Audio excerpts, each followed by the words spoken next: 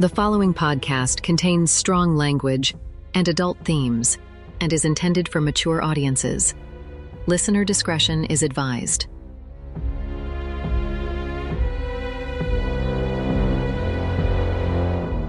Heinke Digital presents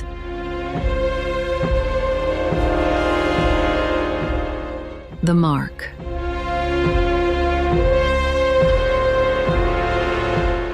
Who's afraid?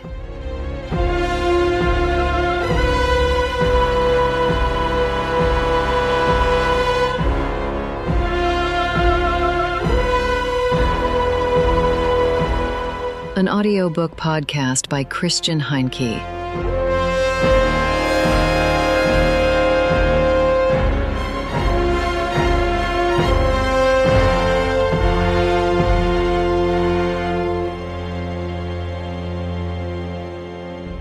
Chapter 1. Moonlit Skies. For Caroline. Always. Again and again.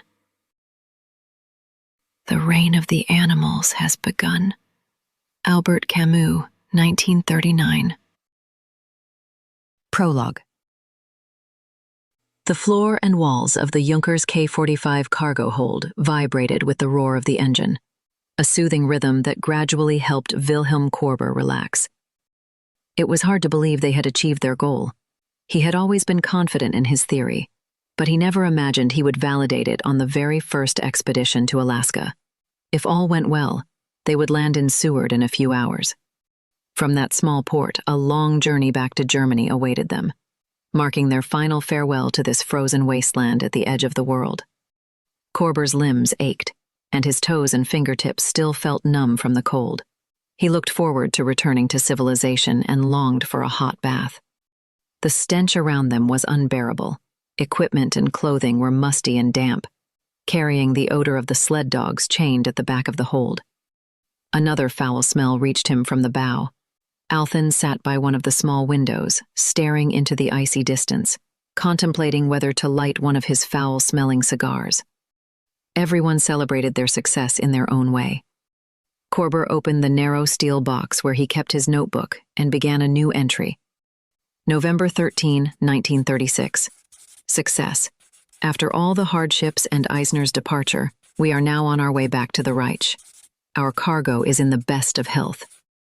He glanced at the box, which measured about 1.5 meters in width, height, and depth, adorned with the imperial eagle on its side. The contents of the crate filled Korber with satisfaction. Although not everything had gone as he had envisioned, the result mattered most. The girl was awake. Her skin was dark and her hair was snow white.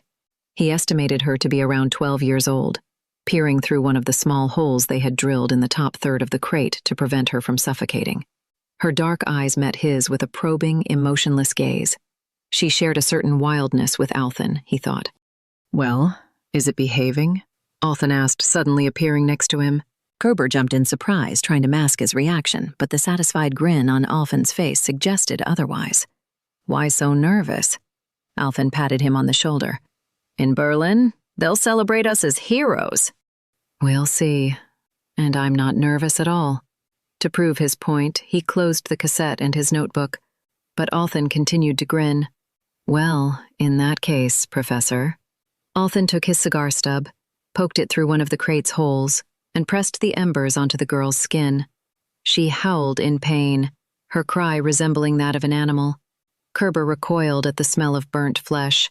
Disgust etched on his face. Are you insane? He yelled, jumping up to assess the damage. What? Althyn shrugged. If the beast is what you think it won't mind. Think of it as a little test. To his own surprise, Korber held his ground against Althyn's challenging stare.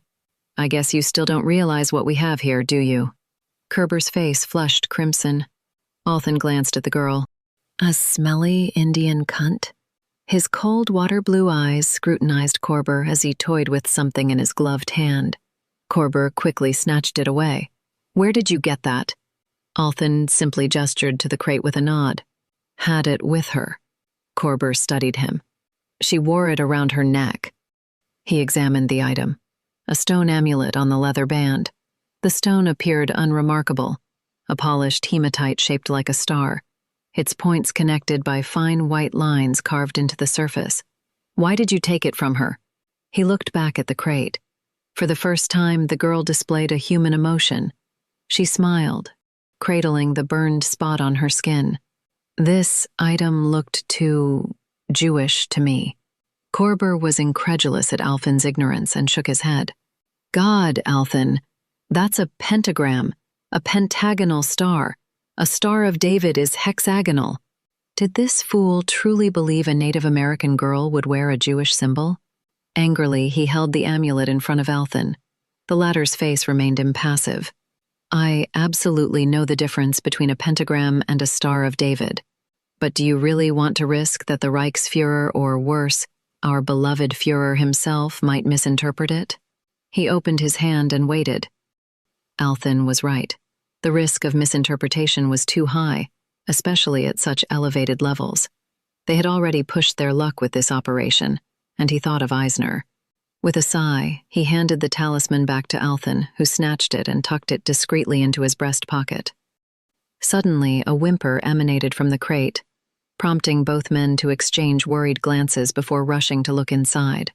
The white-haired girl lay on the ground, writhing in agony, while the sled dogs began barking and yelping, straining against their chains in a frenzy. What the hell is going on here? Korber thought, but he could deal with the dogs later. "She's collapsing, we can't lose her."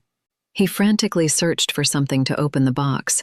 Making a quick decision, he grabbed one of the tent poles from a tied bundle of equipment nearby and used it as a crowbar to pry open one of the nailed boards. He felt Alphen's hand yank him back. "Are you out of your mind? Remember what that thing did to Eisner." With a swift motion, Korber freed himself from Alphen's grip. "That was during a full moon, you idiot. Help me, for crying out loud." Korber pried open the box. The girl continued to writhe in agony, her eyes twisted and glowing in the dim light of the hold. "We are going to lose her," he thought, lifting the first heavy board from the top of the crate. "We were so close, it can't end like this. Not like this." Moonlight seeped through the clouds, bathing the forest in a pale silver glow, but the little boy paid no attention. He was bleeding and running for his life. His name was Björn Eggert, and he was 6 years old. His brown hair had always been the envy of Mrs. Muller, the woman who cut it.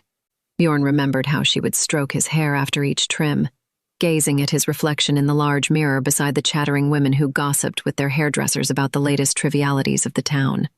Most of the time, Mrs. Muller's eyes were on Björn's mother, who sat under a dryer hood, flipping through a magazine with a colorful cover announcing the birth of a noblewoman's beautiful baby. Eventually, his mother caught Mrs. Muller's gaze, looked up and smiled, as only a proud, attractive, not too old mother could. "Such beautiful hair, the boy. So beautiful," Mrs. Muller would sigh. Björn's mother had explained to him that she couldn't have any more children. He didn't fully understand what that meant, but he sensed that Mrs. Muller was especially kind to him for that reason. Now, however, Björn's hair was not as nice or clean as usual. It glistened with a mix of sweat and snow. Panic surged within him as he desperately tried to evade the evil that hunted him.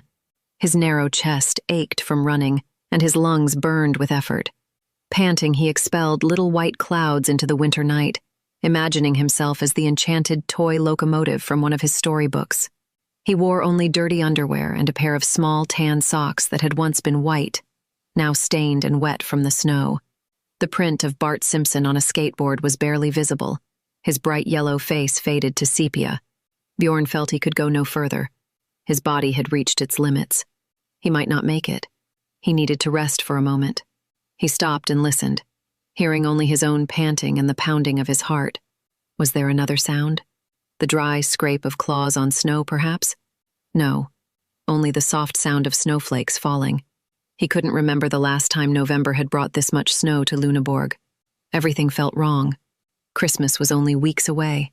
He wished for a Lego set and maybe an iPod Touch, but his mother had warned him that Santa would bring less than usual this year. She called it a crisis, and he felt it must be serious if it limited Santa's abilities. Was there a growl? No. He looked around. He stood at the foot of a small hill, where a trellis of slender birch trees opened into a clearing. Nothing looked familiar. In his childlike faith, he didn't realize that without a landmark, even an experienced scout could get lost in the forest. He hoped he had been here before, wandering the woods near the old English military training grounds in search of cool finds like bullet casings or old practice grenades. His mother, of course, knew nothing of these adventures. She didn't want him playing in the woods with his friends, and Santa punished naughty children. Everyone knew that. He had to continue. He had to. He ran up the hill and stumbled into a snow-covered rabbit hole entrance. His left foot hit the hole, and a terrible pain shot up his leg from his ankle. He fell forward onto his face, tasting warm blood mingling with snow and earthy forest soil. He had bitten his tongue. Standing up, he spat a warm glob of pink saliva into the pristine white. A scent caught his attention, igniting a troubling association. It smelled like Captain Iglis's fish sticks in a cold pan, but this odor was older, more rancid, and more sinister. Then he heard a growl behind him. It unmistakably belonged to an animal, but not just any animal. This was an ancient creature that seemed to have roamed the earth for ages, so evil it belonged only in fairy tales. But it was real, and it was trailing just behind him. Bjorn's teeth chattered, not from the cold, but from fear. His bladder threatened to empty, but there was nothing worth the effort. Desperately, he tried to pull his leg out of the rabbit hole. He looked up the hill. The moon shone down, bright and indifferent. A sharp pain shot up his spine as claws tore at his back. A sudden wave of warmth washed over him. He didn't scream. It didn't hurt at all. Stunned, he stared at the pool of his own blood steaming in the cold snow. The evil tossed him around, and the last thing he saw was its glowing eyes, cold as the stars and the full moon above him. Then massive teeth sank into his throat, and he felt fur tickling his cheeks. Such beautiful hair. So beautiful. Ruth Marx found it amusing how calm the first shift with a new colleague could be after knocking out a tooth. Despite her four-wheel drive, she struggled to keep the heavy VW Touareg steady on the dark, icy road. Beside her, Ulbrich appeared shaken, but she felt little sympathy for him. She had known him for only half a day. With her previous colleague, it had taken over 2 months before she had to defend herself against a sexual assault. New high score, she thought. He had been making increasingly inappropriate suggestions all day, culminating 5 minutes ago when he placed his hand on her thigh and made a foolish remark. Ruth was not surprised that such behavior still occurred in the German police force in the 21st century. She loved her job and had no desire to challenge the outdated structures within the department. But when a rookie like Ulbrich crossed her, it cost him a tooth. Because of her fierce reputation, her colleagues dubbed her Red Ruth. She didn't particularly like her red hair, which she always tied back in a ponytail. She thought her lips were too thin, and her eyes too close together. However, her appearance likely fit the prey pattern of the average Lower Saxony policeman. Behind closed doors, the boys had various nicknames for her. While it was not uncommon for policewomen to have romantic relationships with other women, not everyone embraced it wholeheartedly. It certainly didn't help that Ruth was 3 times the cop most of her fellow officers were. As the car veered off course, Ruth tried to focus on the road ahead but couldn't resist a quick glance at the distress beside her. Peter Ulbrich was fixated on the road, his right hand pressing a paper handkerchief to the edge of his split lip. "Was that really necessary?" he asked, staring into the void illuminated by their headlights. Ruth didn't respond. "Okay, you're a professional. Show him that." "How much?" she asked. "What?" Ulbrich, with his one-track mind, had expected an answer, not a question. Ruth sighed. The game was always the same. How much did the guys bet you that Red Ruth enjoys flirting with her new partner? Ulbrich looked at her, horrified. A small red stain had formed on his handkerchief. He fell silent, his swollen lower lip jutting out slightly, recalling his stoic Lower Saxon ancestry. But the flush on his cheeks told Ruth everything she needed to know. Ulbrich had God-sighed and turned on the radio. On NDR 90.3, The early Beatles were singing Mr. Moonlight. Ruth immediately felt uneasy. Crap. She had moved on from the Beatles long ago. Change the channel, she demanded. Now what? I can't stand the Beatles, okay? That was as close as she would get to addressing the subject. Who doesn't like the Beatles? Ulbrich asked. Ruth simply stared at him. All right, he grumbled, tapping the button for the next station, FFN. They played something by the Bangles. Better. Not great, but better. The blue ghost light of the emergency vehicles flickered through the white and black lattice of birch trees, reflecting 100 times in the drops on the windshield. The wipers, set to interval, swept them away. Ruth noticed a flurry of activity at the scene where they had discovered the body. The hurried faces of the responders stirred feelings in her that she thought she had buried long ago. Something was off here. She could almost sense it. I want to apologize. Ulbrich paused, crumpling the handkerchief in his hands. I'm not usually like this. The boys said... He fell silent. Maybe there was hope for him after all. We'll talk later, Ulbrich. She turned off the engine. They exited the car and Ruth glanced at the position of the pool balls on the table. Having worked in the homicide unit, Ruth had learned to view a crime scene as a complex arrangement on a pool table. The perpetrator had taken his shot. Now it was her task to interpret the clues and deduce how the crime had been committed. From there, she could determine the nature of the perpetrator. Ruth scanned the area for Ulbrich and spotted him just as he punched Schmidt on the shoulder in anger. Schmidt grinned in response, while Mensching made a macho gesture. Ulbrich simply stared at them before stomping away. Ruth was about to approach the men when Heiner Enke stepped into her path. Clearly, he was the investigating detective. God help us. Ruth had hoped for a quick glimpse of the crime scene, but Enke was determined to make that impossible. He believed wholeheartedly in his self-proclaimed super-cop abilities. The less glamorous truth was that he had taken over Ruth's position when she transferred to the Bardowick police station 2 years ago. Enke was thin and half a head shorter than Ruth. His thinning hair was slicked back, and he wore the casual attire typical of a crime investigator. His wide grin did not bode well. You look really sexy in that uniform, Marx, he greeted her. That's the difference between us, Enke. You'll never look sexy. Same as ever. A look of satisfaction and superiority crossed his face. I hoped that being on patrol would make you a little more tame.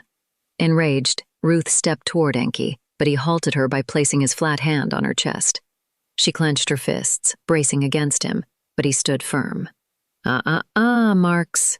You're trampling all over my crime scene. She wanted to hit him, right then and there.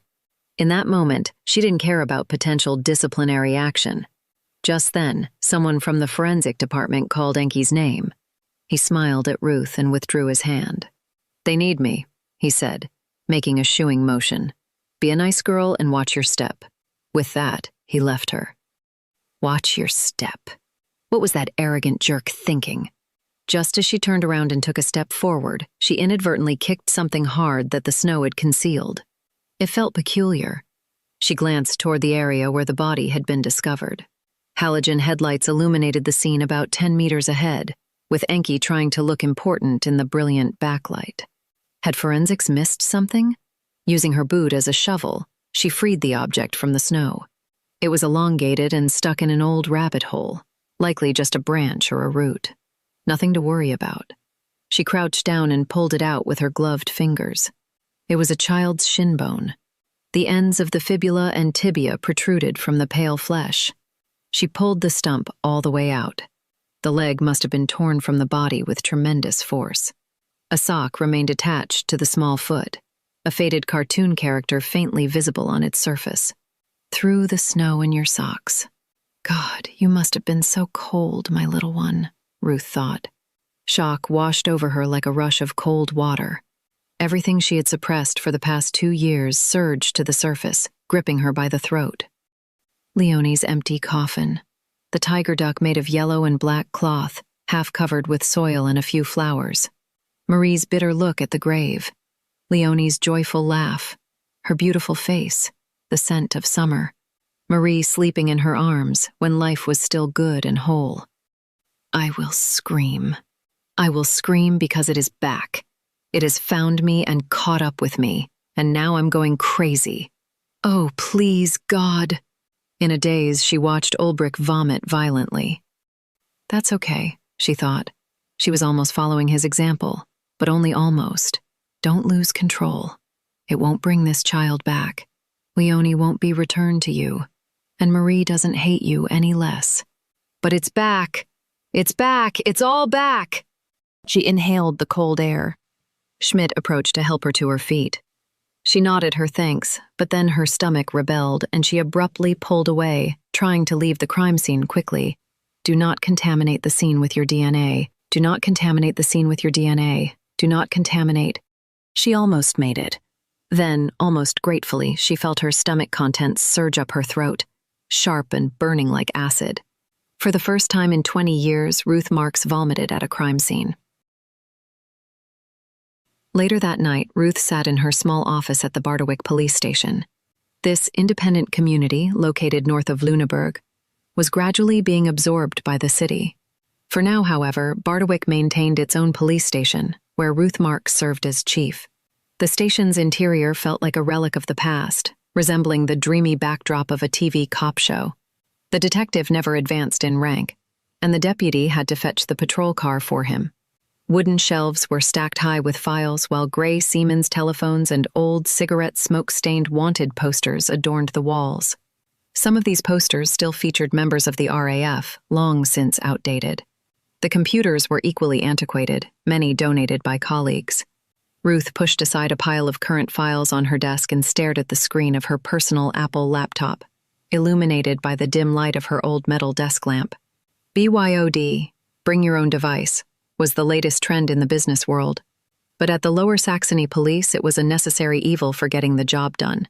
She was familiar with Herbert, the forensic photographer, from previous cases and had convinced him to make copies of the photos taken at the crime scene. In a cruel game of solitaire, she scanned the reduced flood of images displayed on her screen. Clicking on one, she brought up Exhibit 2010-6 from Homicide Case Unknown, file number 2010-38-12-11. The image revealed a single children's sock, size 31, white, with a faded print. Even in a region as idyllic as Lüneburg, crimes against life were occurring. The euphemistic nature of the term had irritated Ruth since she first encountered it at the police academy. Last year, the Lüneburg district recorded 16 attempted murders, 6 of which resulted in the victim's death. None of those victims were children. 95% of the attempted murders were solved, with the unresolved cases attributed to the State Office of Criminal Investigation taking over 2 investigations involving suspects outside the district. For a police officer, witnessing a child victimized or killed was particularly heartbreaking. In her 20 years of service, Ruth had seen children struck by trucks, fall from windows, or suffocate in house fires. Thankfully, cases of sexual abuse were relatively rare. However, a child being literally torn to pieces by a perpetrator had yet to occur in Lüneburg's criminal history. Then there were the even rarer cases of children disappearing without a trace. On a Saturday afternoon, just before 4 p.m., Leonie played in the garden of the red brick home she shared with her moms, Marie and Ruth, on the edge of City Park. That year, Leonie was set to start school. She was a bright, cheerful, and uncomplicated little girl. Ruth fondly recalled how she and Marie would sit in the kitchen, watching Leonie at play. Ruth and Marie had been a couple for 6 years, having met at a mutual friend's party where Ruth instantly fell in love with the beautiful, shy, dark-haired Marie.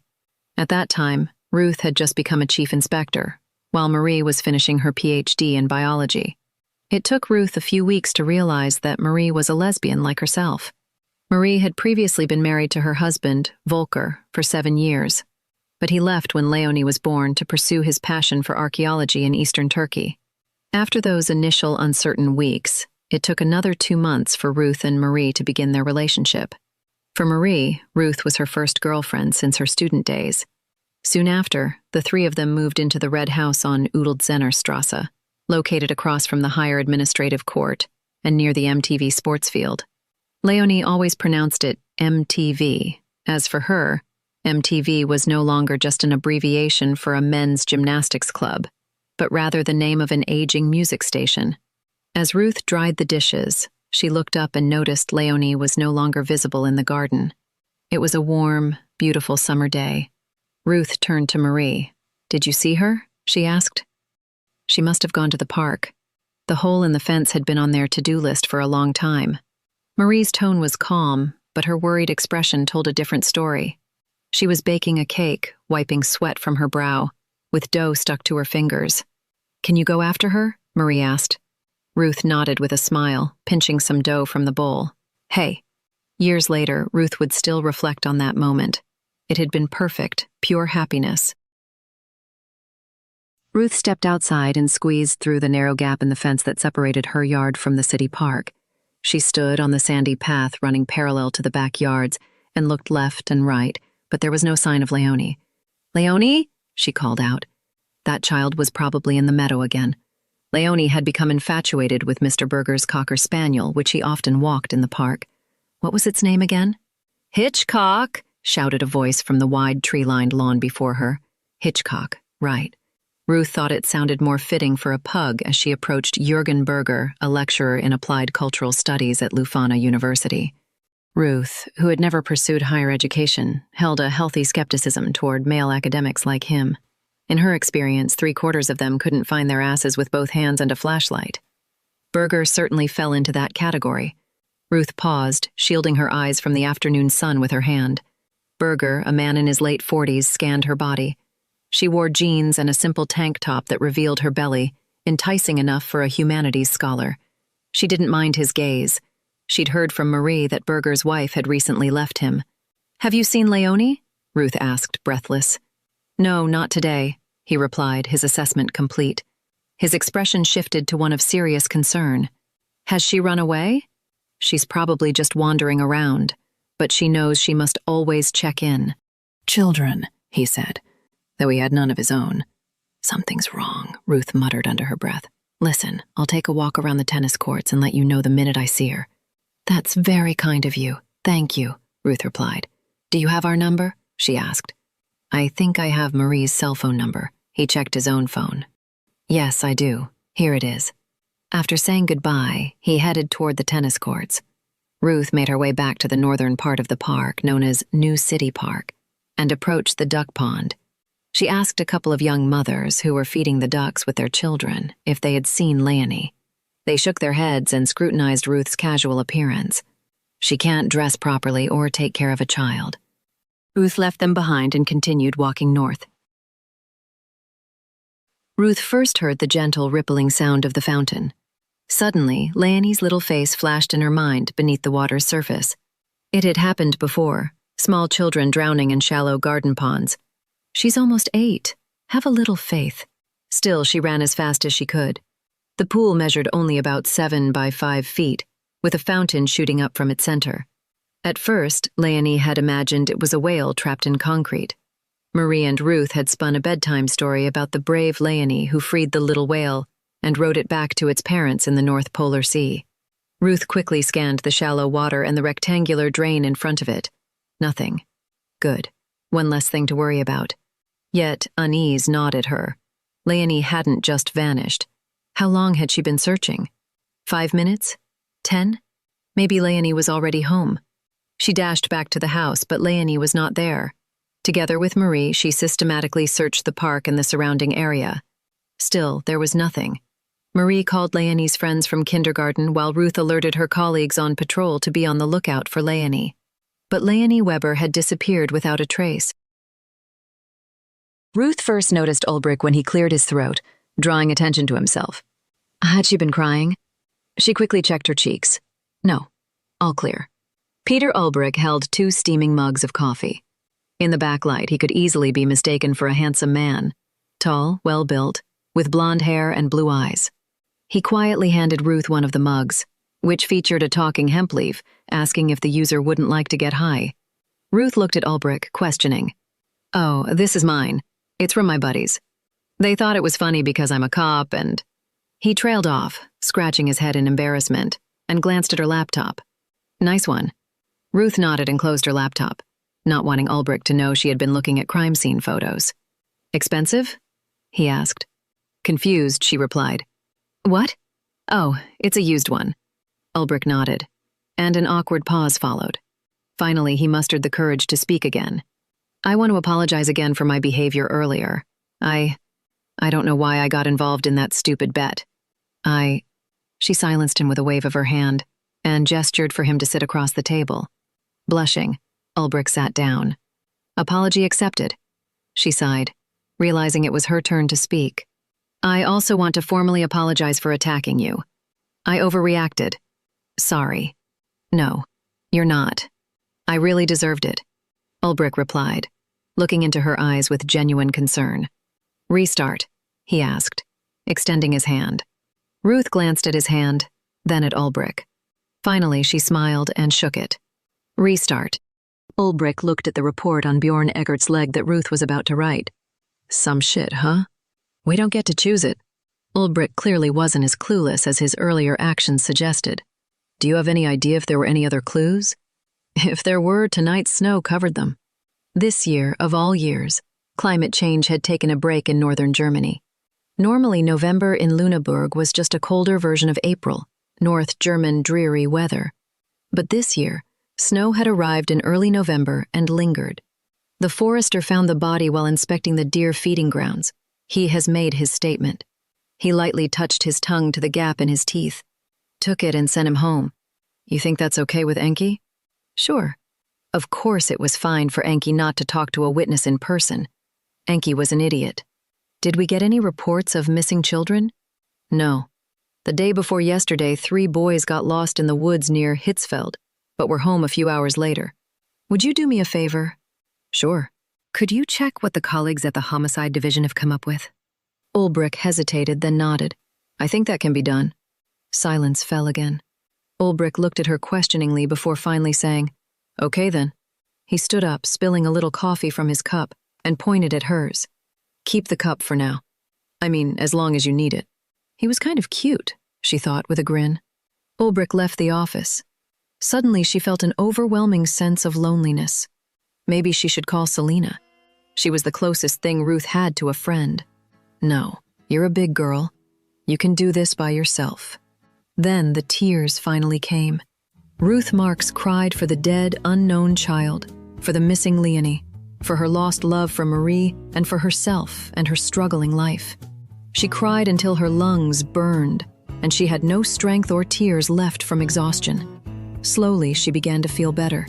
She wiped the tears from her face and started to write her report.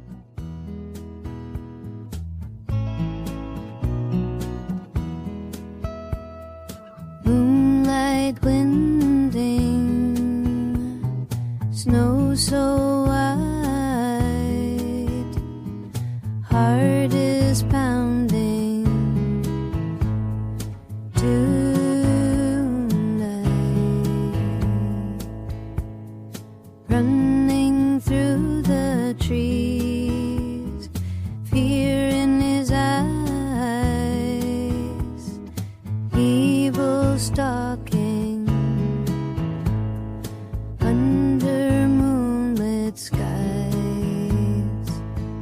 She's seen this darkness before. Her child walking out the door, running through the trees, fear in her eyes, evil stalking under moonlit skies. She won't rest until she's found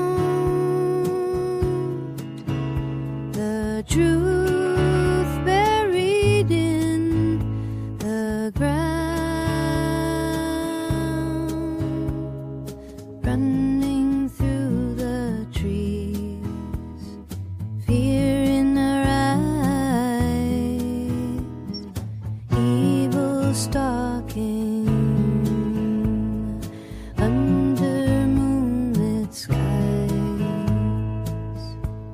The mark of the beast remains.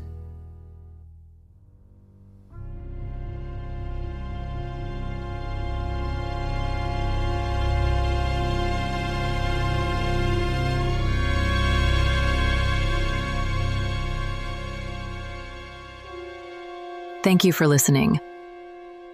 To learn more about Heinke Digital Audiobook Podcasts and its author, Christian Heinke, please visit heinke.digital.